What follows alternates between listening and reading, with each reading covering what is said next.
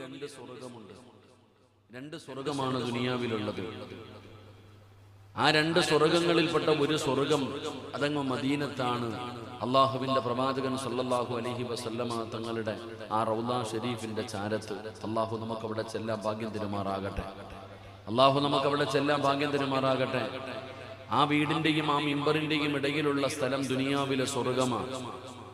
രണ്ടാമതായിട്ട് പ്രവാചകൻ നമുക്ക് പഠിപ്പിച്ചു തന്ന രണ്ടാമത്തെ സ്ഥലം എൻ്റെ പ്രിയപ്പെട്ട സഹോദരങ്ങളെ ഇൽമു പറയുന്ന മജ്ലിസാണ്. നല്ല കാര്യങ്ങൾ പറയപ്പെടുന്ന മജ്ലിസ് അത് ദുനിയാവിലെ സ്വർഗമാണ്. അപ്പൊ അന്ന് ഇരിക്കാനുള്ള സൗകര്യമുണ്ടായിട്ടും നമ്മൾ കയറിയിരിക്കാതെ നമ്മൾ അപ്പുറത്തും ഇപ്പുറത്തും ഇങ്ങനെ മാറി നിൽക്കുമ്പോൾ എത്രയോ പേര് വീട്ടിലിരുന്ന് മൊബൈൽ നോക്കിക്കൊണ്ട്, സത്യം പറഞ്ഞാൽ ലൈവ് ഇടാതിരിക്കല നല്ലതെന്ന് എനിക്ക് തോന്നിപ്പോയി.